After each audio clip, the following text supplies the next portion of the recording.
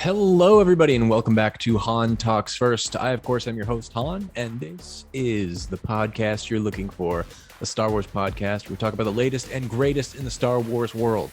I'm joined by two different guests today for the first time ever on Han Talks First, and we will be talking about memorable lines and quotes from the Star Wars franchise.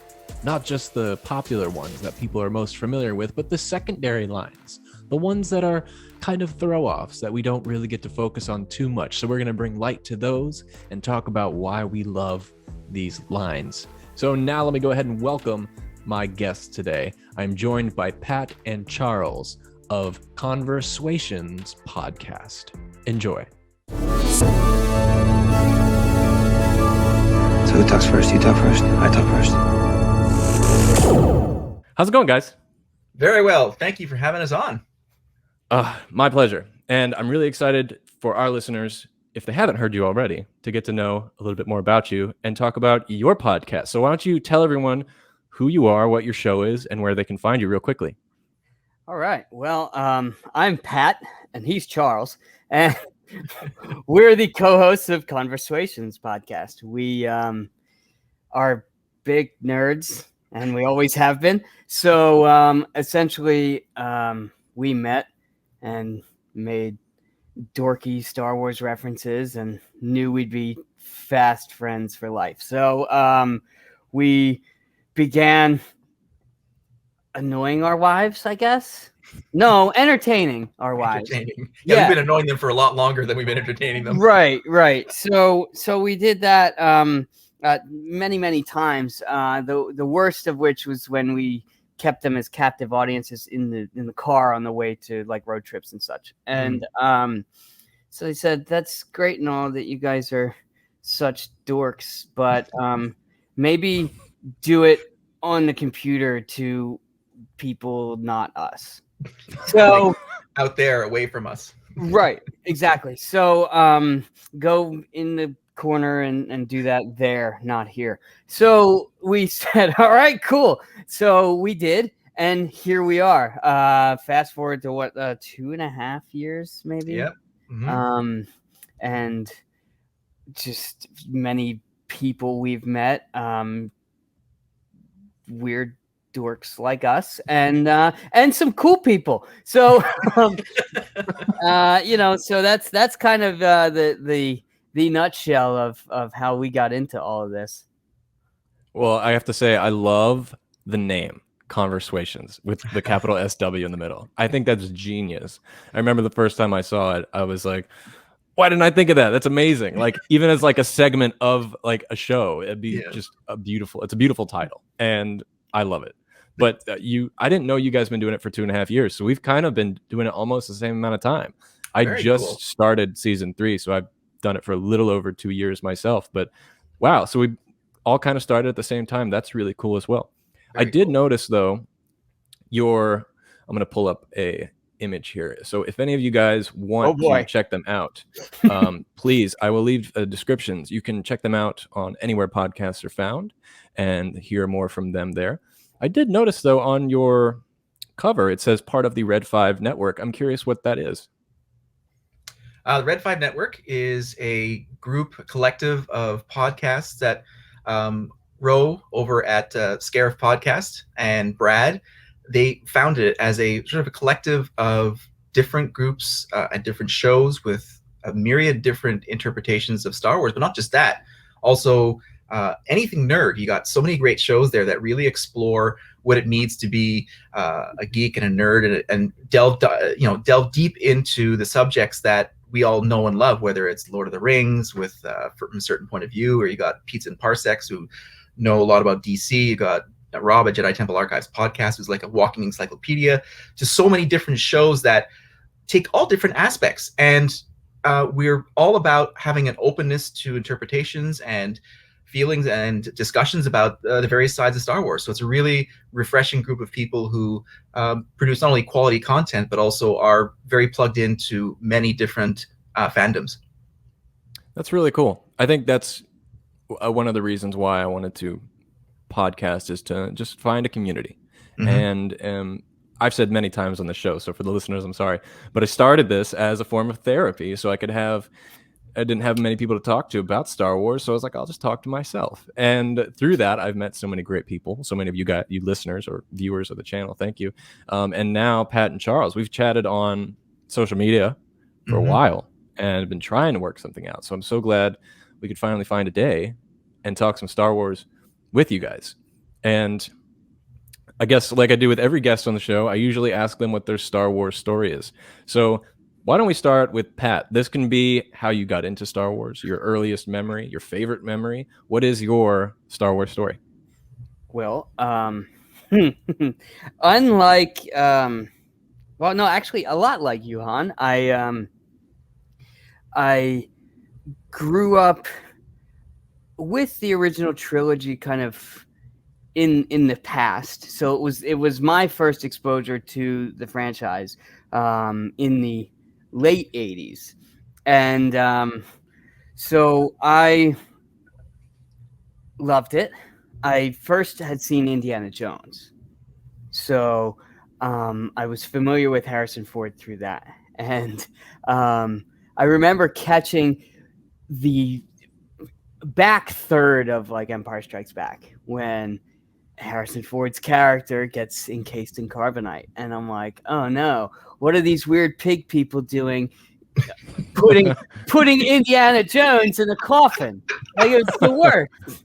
And I was somewhat traumatized. And then my parents were like, well, it's Harrison Ford, but it's Han Solo from Star Wars or whatever. It was on TV. Like, they didn't promote it or whatever. It's just on. And so that was their mistake, because I was like, Star Wars, eh? So I wanted to find out what that was about. So then I watched it, and then I watched that film, and then I was like, oh, there's one before that. Let me watch that one, and then this one again, and then Jedi, right? So it consumed my life immediately. And my parents have been regretting it ever since. So then, of course, it was like mid 90s, and I was really, they were starting to do the 20 years later, like, anniversary stuff, and then the sequels were coming, the special editions were coming out, and they were getting ready to do sequels and all. So I was like, this is my favorite thing of all time. And this is where I bridge to not being unlike you, Han, where, it wasn't a great time to be a nerd. Okay. Just be honest. Like, now, everybody's like, yeah, Marvel's awesome. Justice League, Star Wars, the whole bit. Like, everybody's like so pumped about it now. Back in like the early 90s, mid 90s, even, a little bit before episode 1 came out, I was like, I always had like Star Wars t-shirts and stuff, always quoting the movies, and everybody at school was like, "He's such a dork." So I mean, it was my lot in life to suffer, I guess. Which it helped to form who I am today, I guess. I apologize for that. But so I you like what you like. So yeah. I just kept enjoying it, and then then more stuff came out, and now it's cool to be a Star Wars fan, and I feel like Cassian Andor, where I've lived this since I was 4 years old. And everybody now, it's like everybody's like, comes up to me on like Monday, and they're like, so you see the episode of Mandalorian? You see the Bad Batch? You see that? I'm like, of course, like 4 times, obviously. But I've been doing this since I was 6. Yeah. So it's like everybody's like coming up to me, and I'm like, yeah, that's right. Okay. So it is what it is. But I'm glad to see that I'm no longer being ridiculed for my my head first dive into Star Wars. That's so interesting, because I have like had a similar experience. Like, people, like, I used to be like, I don't know, back when Clone Wars was still on TV or something, I would ask a friend, hey, did you watch the Star Wars animated thing? And they're like, what? That's a thing. But then, like, fast forward to like the time Mandalorian was announced, I have people coming up to me like, "Did you hear they're making a Mandalorian TV show, a Star Wars TV show?" And I was like, "Do you not know who you're talking to?" Like, of course I know. And it was things like that. You're right. Like the popularity it's become cool again to like Star Wars and things like that. And it's weird to see because we were on kind of one side of the curtain, and as it got more and more popular, Disney bought Star Wars and all this kind of stuff, then everyone else started trying to get on that side of the curtain too, and it was like, welcome, we've been waiting for you. Yeah. Yeah. Let me show you to your seat way at the back of the theater. Exactly, the nosebleeds. Yeah. Well, Charles, what about you? What's your Star Wars story? Well, I was born in 1972, so I was just first of all, I'm old. Yes, laugh if you will, but I had just missed the theatrical run of Star Wars. I wasn't able to see that. My mom didn't bring me there, or it just wasn't part of the cards at that point. But when he Empire, got new parents, it's so, fine. yes, which they're much happier. But when Empire came out, my sister Anna, who took me and I'm assuming my brother and sister to go and see it at a drive-in up in Canada. Yes, we do have a summer season, and yes, there are drive-ins there. It was a double feature of Empire with Star Wars: A New Hope. So I didn't see the original, without the subtitle there, but watched Empire first, just like Pat actually, and that was a really cool thing, is that we both experienced the same movie first, which is really really mind-blowing. And then I saw right after it, of course, was A New Hope. And I'm not sure if I fell asleep. I am known to fall asleep sometimes during watching Star Wars movies, but it ignited an extreme passion for the franchise. Shortly thereafter, we got a VCR, and I did get the copies of the VHS, and I watched all those movies. I distinctly remember waiting in line in Montreal in a hot summer to go and see Return of the Jedi.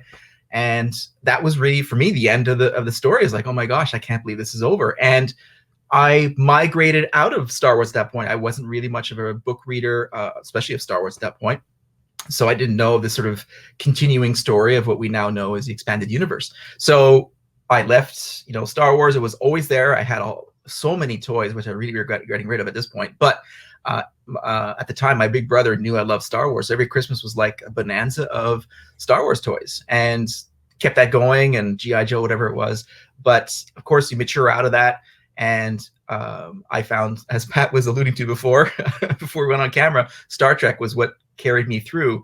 It is obviously a different franchise, but science fiction or science fact, or however you want to look at it, it still had, I'd never left the imprint that Star Wars left on me of the fantastical stories and the beasts and the creatures that really played into what I loved about it. I loved playing Dungeons and Dragons when I was young. So that fire for Star Wars never left. And when the new editions were released, it felt the sort of surge of like, wow, something's going on here. This is pretty cool. And then when the prequels were announced, I lost my mind. It's like, wow, this is going to be a resurgence of what I used to love when I was young.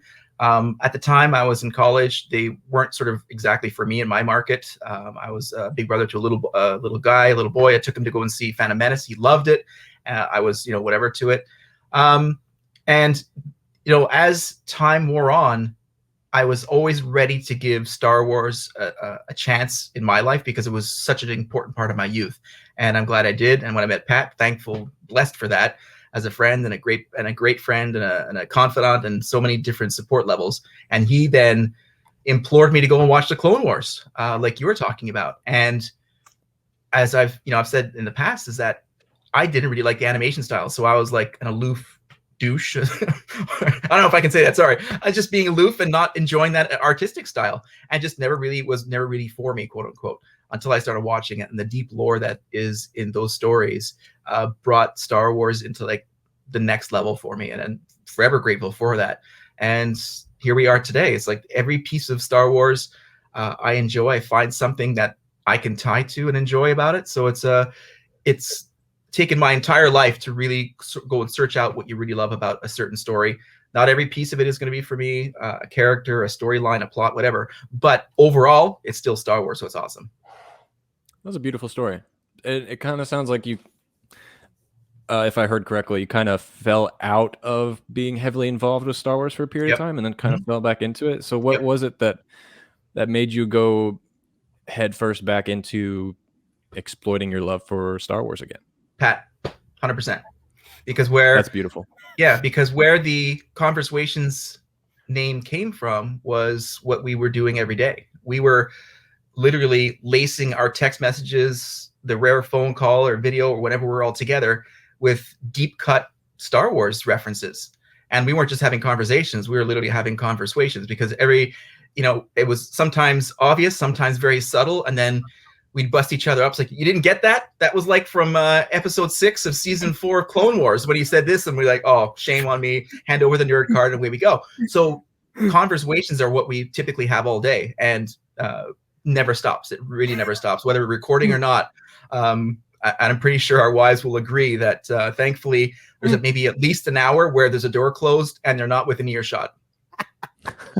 What a fantastic origin story. I can see a movie, like a fanboy style movie, if you guys have seen that before, like of ConverSWations. Oh, do you have a there, you got it? right Oh, there. nice. Yes. I love that movie Right so much. here. We are trying desperately to get the writer on our show. Not only Yeah. the writer. Exactly. Well, that's there. true. Right. We Did- got to is get he- Jay Baruchel. I mean, for fellow Montrealer, that angle hasn't worked yet. No. He's ignored me just like a Vancouver person. Toronto, come on, Toronto Maple Leafs, come on. Okay, right. Sorry. Toronto. Yeah. Well, before we get into like the main topics here, real quickly, now that we know your story and your history of how you got into it, what, in your opinion, do you think makes Star Wars so iconic? There's so many answers to this question, but part of the theme of my show is discovering what the iconography is of Star Wars and what makes it so special. So for you guys, what is it to you? Pat, we'll start with you. It's the lightsabers. No, I think it's just there's just some feel to it. Up until the original Star Wars was released, all of your sci-fi, space fantasy type stuff was very, very clean and very sterile, very futuristic. And, even though this takes place in a galaxy far, far away with advanced technology and better than stuff we have, it feels lived in and it feels believable. It's something that everybody can identify as something that's relatable. And the Falcon's a perfect example. I drove a car like that through high school. It's like, hear me, baby, hold together, all the way to school and back. So it's like, I get it. I understand this world. I don't understand warp speed and clean bridges and all this nonsense that you've got in like Star Trek and stuff. Because, well, and not a dig at Star Trek. It's just it's it feels Polished. Yeah, Yeah, right. I get you. Thank you. Yeah. Yeah. And that's why we work well together. When I lose my brain, you pick it up and throw it back in there. So, but with Star Wars, like, you've got the land speeders, you've got like weird indigenous people, and you're like, that looks like some dude from the subway. It's just it's relatable. And you can form these connections with the world, and then of course with the characters, and then get emotionally vested in it. And what is a story? What is a book, a movie, series if you can't get invested in the characters? Mm-hmm. And they did that wonderfully. And then you've got people that are stuck with this and in love with it for the rest of their lives.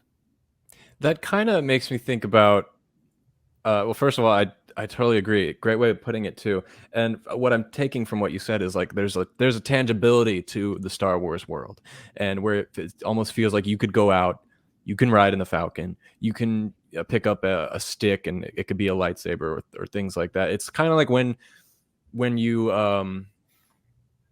when you buy a book, right? And there's a little bit more connection to it because you're turning the pages, you're visualizing the story for yourself, and Right. it's tangible. And I totally agree. I think with me too, I can kind of like look at something in Star Wars, like Boba Fett's ship, for example, and you can look at that and be like, oh my God, that looks like a a street lamp, which is where they took the inspiration for it, and it's just very relatable in that sense too. And Oh, so yeah, a tangible sense. I totally agree with that. I love the way you put that. And Charles, what about you? What makes it iconic for you? I think that answer has changed for me over time. Originally, for me, it was first seeing, as I said before, I saw Empire Strikes Back. And here we had an extremely good movie in Empire Strikes Back opening on a snow planet. And let's face it, I grew up in snow. And that was instantly relatable to me. Like Pat was saying, it's like, wow, look at this adventure happening in an environment where when I eventually got my toys, I had the at that was bigger than the cat that I had at the time, and equally petrified of it, rebel soldiers. I was outside putting these things in scenarios, which fast forward to with Pat, that's all we do now as well, except that I can buy it myself now. So it provided a fantasy and a story that I could find myself in. Of course, the hero's journey and Luke and Leia, but not just them. It's like Chewie and Lando and all these different people. And you think about redemption arcs of like with Vader and Lando as well. He started off as like a questionable character, and he ends up being part of the rebels. Like you have all of these cool storylines that can really help any given person identify with within the story of Star Wars. So that was sort of my entry point. But at this point now, and when I can look back at the experience that I've seen and where I see it today, I think what the biggest draw for me with Star Wars is just those different levels or those different entry points within the story. Like I said before, I never watched the Clone Wars, and now that I'm having seen it, I understand just how good it is. And of course, there's a few episodes that are just whatever, but some extremely deep stuff in there. And some kids grew up with Clone Wars. I think you, Han, you grew up with it, or you were, that was like right in your wheelhouse to watching Clone Wars. OT maybe for sure, maybe the prequels, whatever. But there's so many different places where a fan can pick up the story today and then sort of delve out into the deeper part of the story, and that's fantastic, and it makes it a lot more approachable for many different fans. Yeah, definitely. I partially grew up with the Clone Wars TV series, kind of in my peripherals. It was really the video games that kind of was my childhood connection. Great example. Yeah. And but I totally think that the Clone Wars, the TV series, was something that up until last year was a proof of concept. And I think because the animation style was very different. And it fully wasn't developed. Lucasfilm was trying something different, right?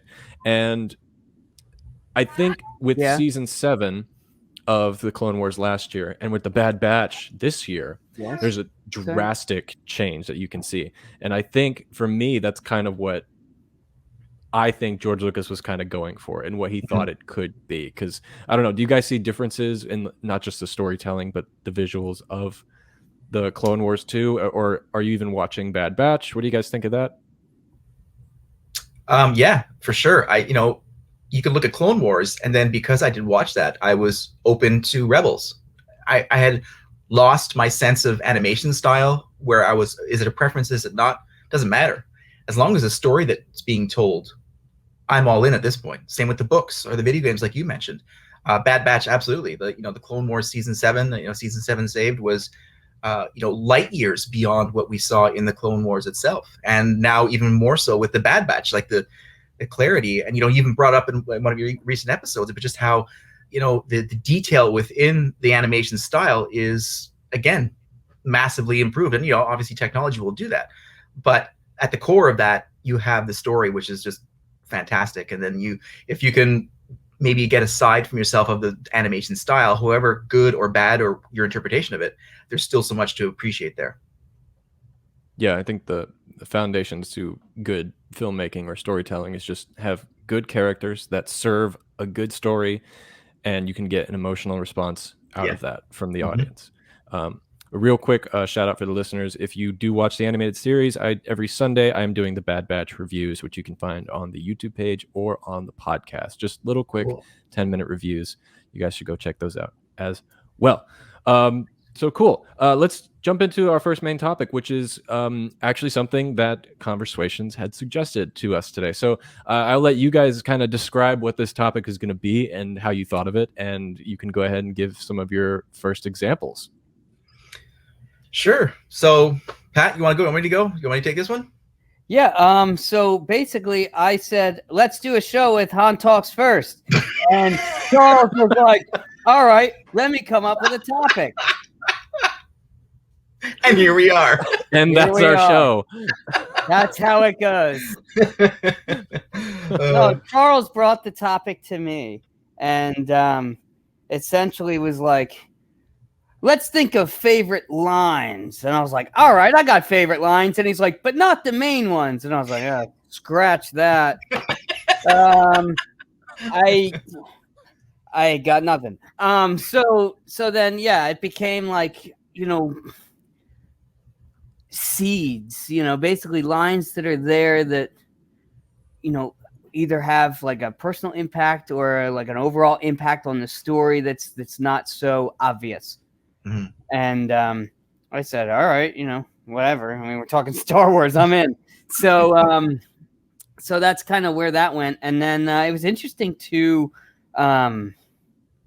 rewatch, to really pick some good ones. So I didn't, and we'll see what happens.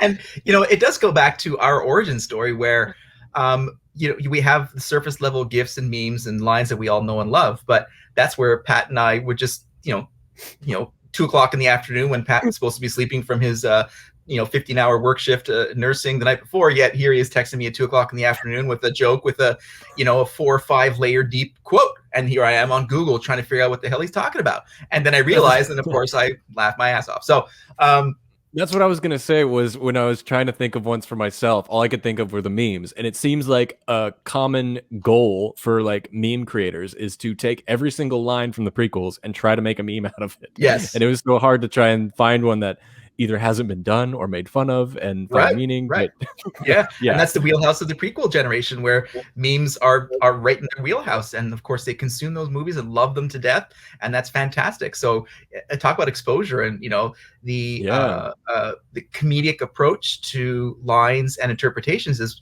not just an appreciation for the movies. It's also a deep understanding of what the line means in juxtaposition with, a serious or lighthearted approach to it.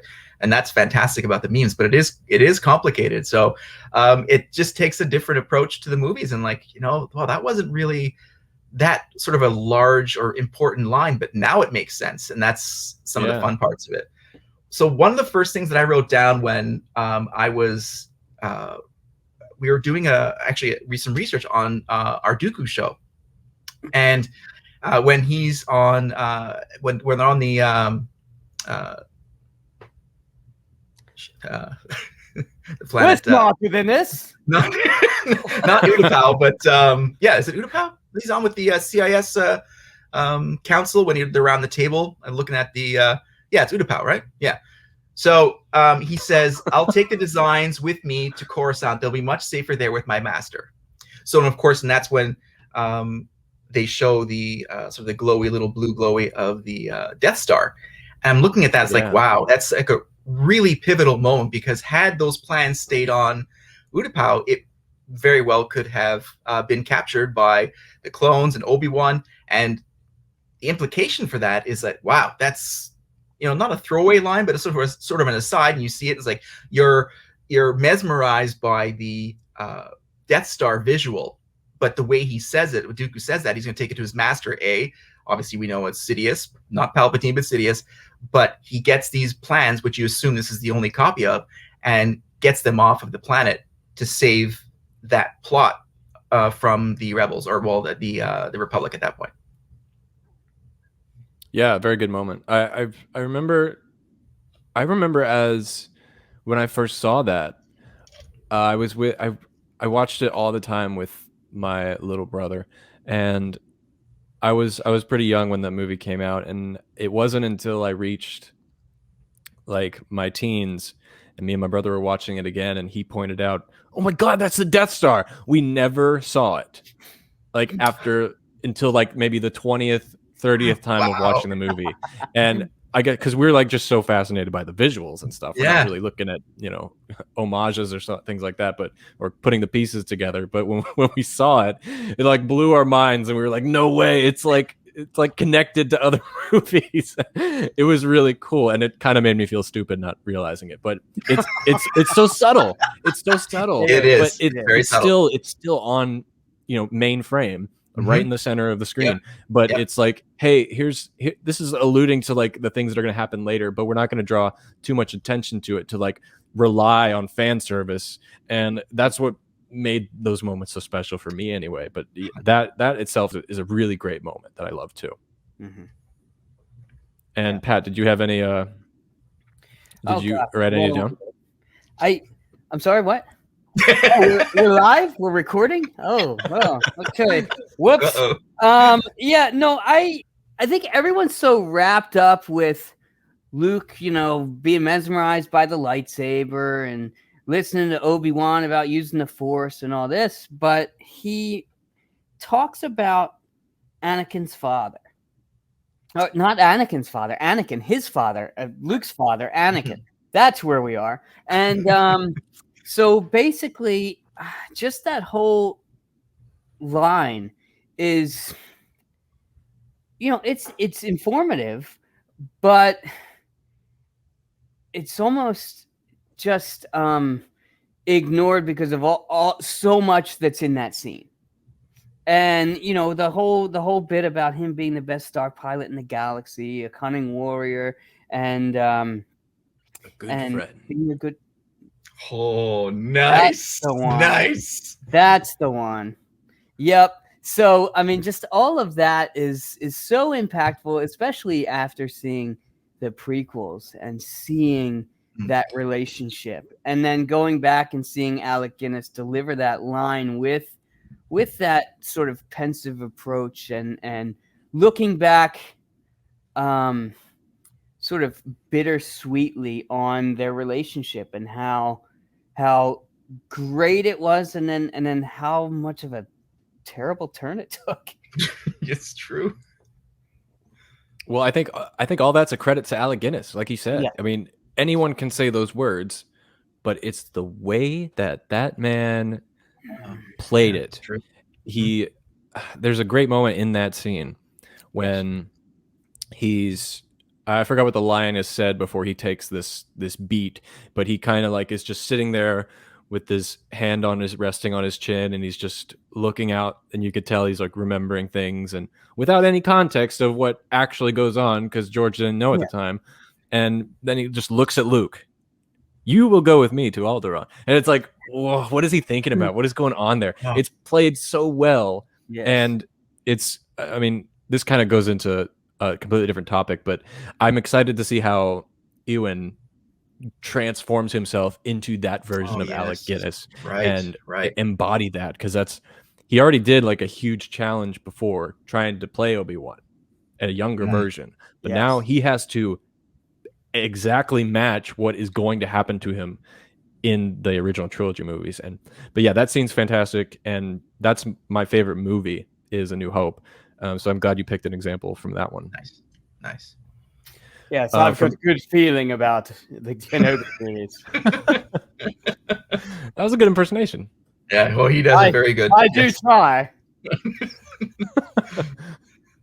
So when I was looking at it, I had so many in mind, but I kind of wanted to shed some light onto Padme, because I don't think she gets enough love sometimes.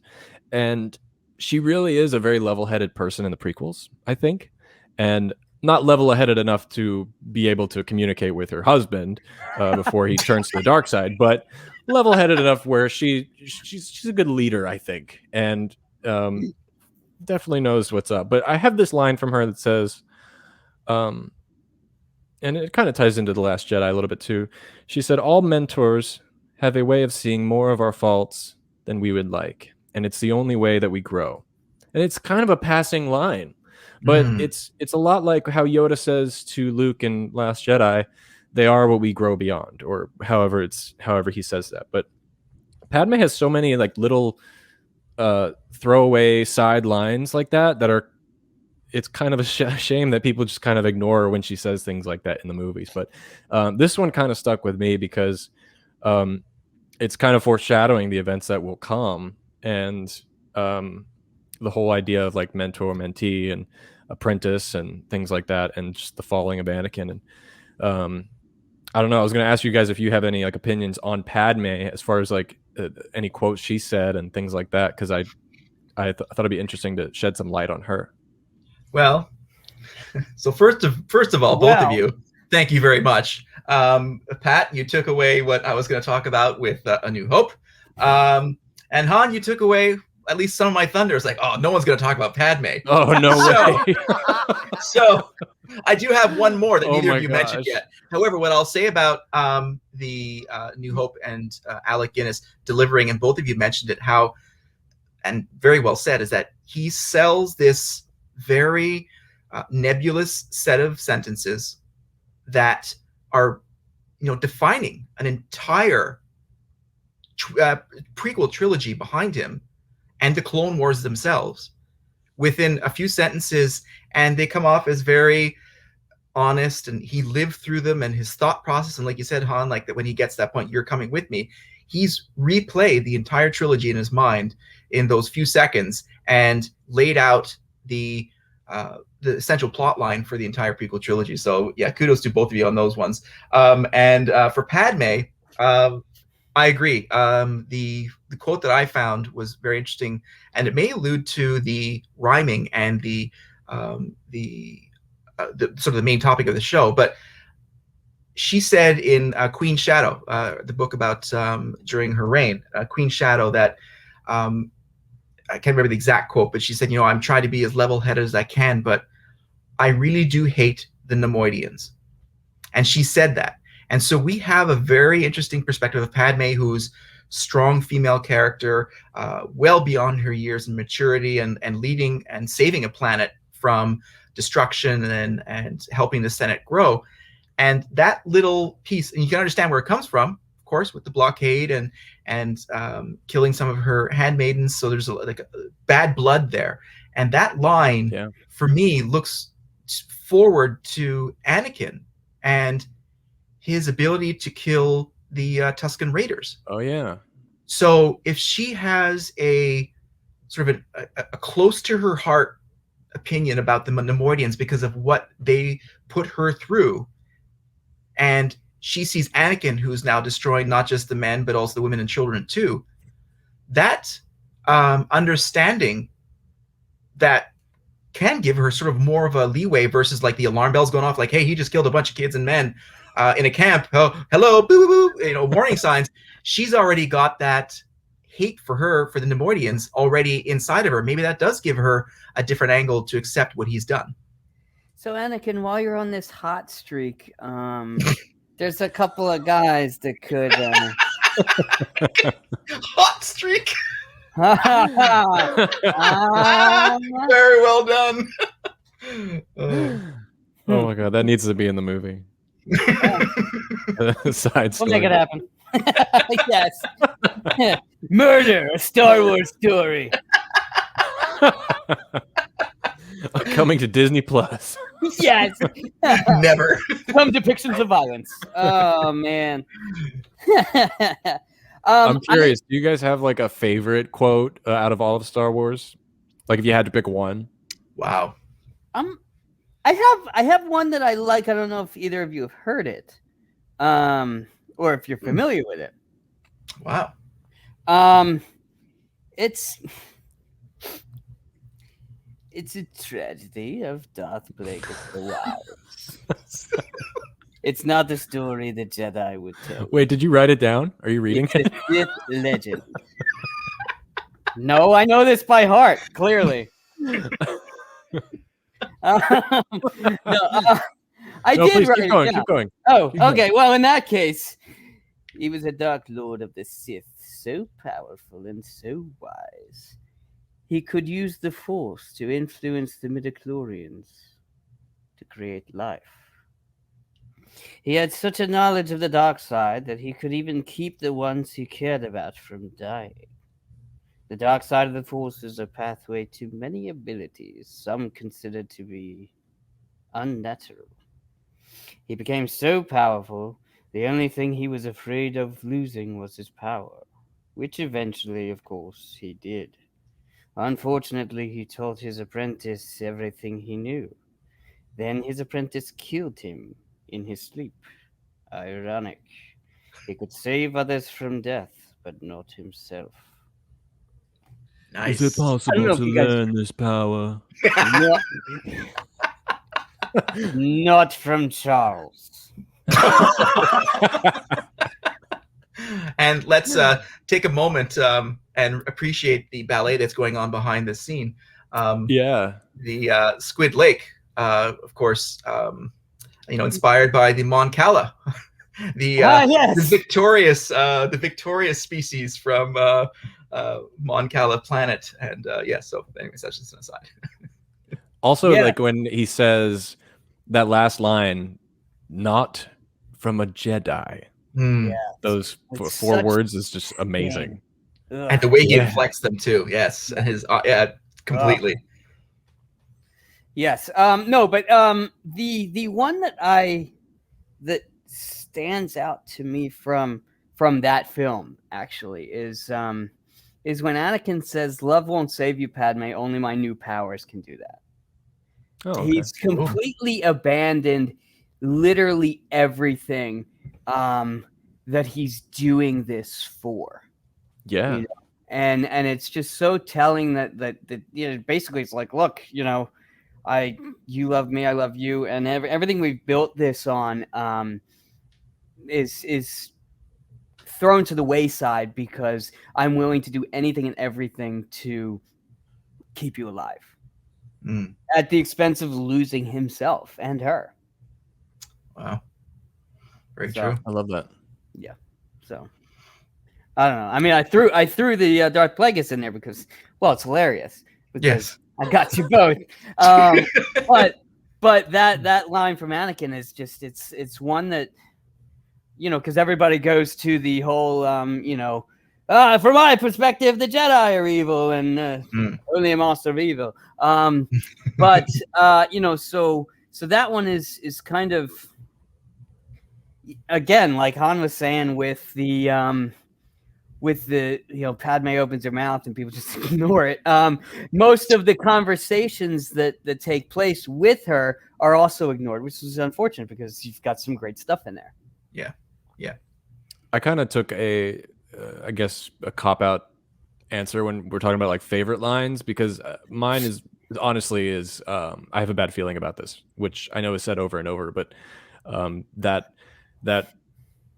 kind of just embodies all of Star Wars for me, It does. because it's said by so many different people. I think have a that's my favorite. follow-up question: Yeah. which character saying it is your favorite? Ooh, nice one. That's a good one. I think it's probably Han. I think he says it the most, and probably because I am Han, so I identify with him a lot. But I think it's Han, and his Harrison Ford's comedic timing in those movies is so hilarious to me, especially like when we first hopped on the stream and you were saying the line from the holding cell. Hello there, we're fine here, everything's fine. How are you? And then they're like, "Who is this?" And he just shoots the intercom. As if that's going to solve anything. Hey, look! Boring they got him conversation off anyway. the phone call. Bad reception. Yes.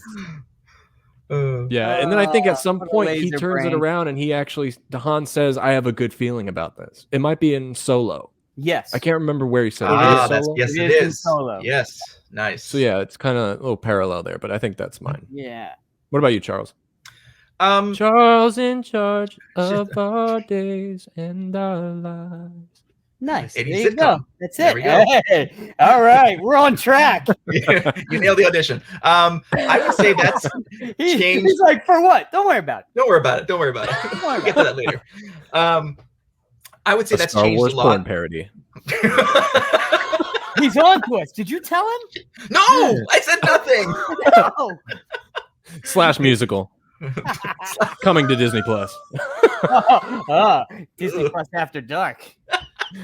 Oh, is that a lightsaber in your pocket? Okay. I would say that No.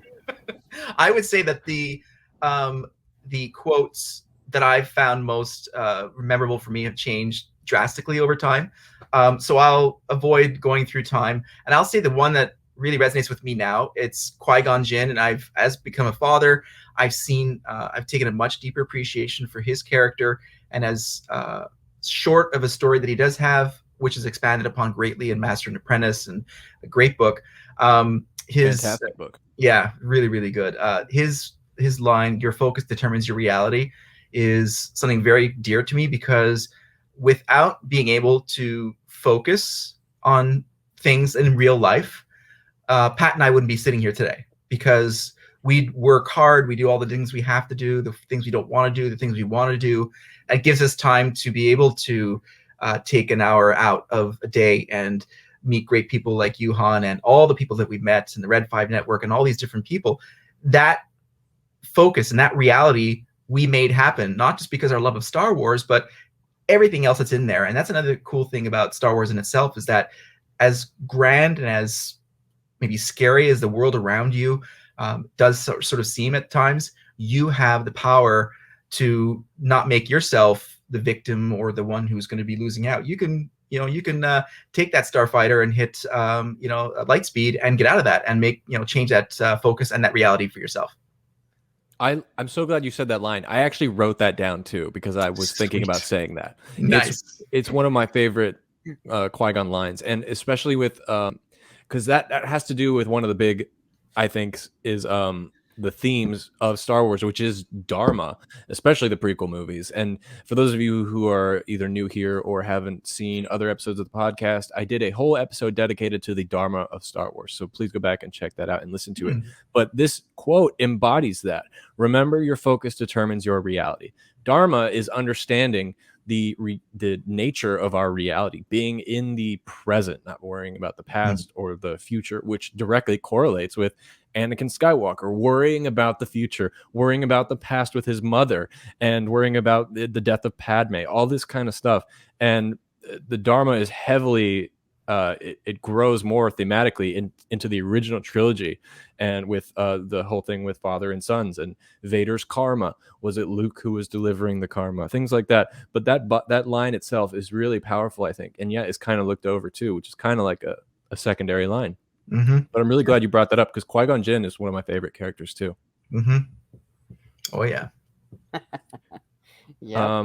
Unfortunately, we talked a little long, so we didn't get to enough time to get to like the last topic today. So we'll have to save it for another time, because I do have places I need to be.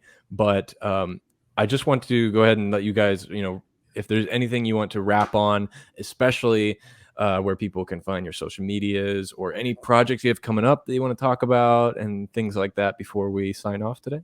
Yeah, we understand, Han. I know that having a price on your head's not an easy thing to live with. So we'll let you get back to paying off that gangster you dropped all that spice for. So we're online, and we do stuff online. We do stuff in real life too. It's true, all of it. Nice. My gosh. Okay, so we do some cosplay stuff. We do some customizing stuff. We recreate scenes with Black Series figures. Yes, we do dioramas. Yes. we're collectors and just, general cultivators of Star Wars everything. So I mean, we've always got several things, several irons in the fire, as it were. We've got like 7 or 8 projects we're working on right now. Yes. Easily. Yeah. So there's that. But yeah, I guess most of the details of the things we have made public are on like our website and our Instagram and all that kind of stuff. Yeah. Facebook and Twitter. Yeah. Right. I will be sure to leave links for anyone watching or listening to the podcast or watching the video. Just go down in the bottom here and you will find links to all their stuff. I'm glad you said you're working on a lot of projects, because I think it's good to stay busy, and also to have that level of ambition to, I'm sure most of it is probably content creation style projects, which I think is fascinating too. And it's just that creative energy is what I love to see in people, and that inspires me too. But yeah, your guys' show is great, and I really hope any of my listeners will go and check them out too, and say hello, hit them up on social media, let them know where you found them right here on Han Talks, or talk about Star Wars with them, because I'm sure they'd love to communicate with you guys too. Absolutely. And if there was one thing that you had to leave my listeners with today, whether it's words of wisdom or a favorite movie you have or anything like that, what would you want that to be for you guys? Wow. I know I kind of threw that at you out of nowhere. Yeah.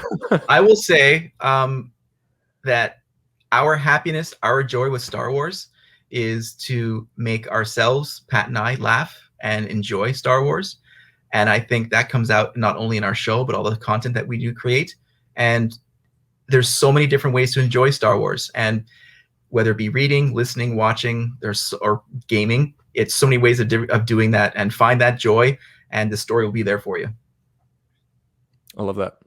Well, it was an honor for me to have you guys on the show finally, after talking with you so long. I think I love this conversation. We could have gone for 2 more hours. 2 more hours, yes. But we'll have to plan another time. Yes, so we will. Can, talk about some of the thematic pattern seen and some of the rhyming elements of Star Wars, because I'm fascinated by that kind of stuff too. But this was fantastic. So thank you guys so much for being here today and getting a chance to come on the show, say hello, and finally meet face to face, so to speak. Yes. And everyone listening, please be sure to go check them out on social media, on the podcast forums. And you guys have video too, right? On YouTube? Very little. Very little? Yeah, opening of Galaxy's Edge. Pat did a fantastic, like every other nerd does, with the Jedi opening the doors with the Force. That's up there. We don't actively really put much video up there because, hey, who wants to see our faces? But we have faces for podcasting. Yes. But yeah, we have a bit up on YouTube, but it's mostly just stuff that we've collected by chance, basically. Okay, everybody, I'm going to let Pat and Charles from ConverSWations take us out today. And now, somehow, some way, somewhere, this week, may the Force be with you. So who talks first? You talk first? I talk first.